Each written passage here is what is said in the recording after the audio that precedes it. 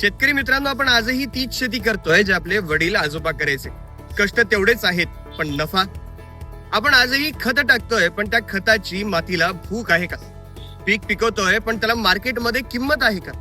आणि हे सगळं आपण आजही अंदाजावर करतोय. पण आता अंदाज नाही, आता तर चालेल विज्ञानाचा डंका. भारतात असं पहिल्यांदाच घडतंय जे कदाचित तुम्ही चित्रपटात बघितलं असेल.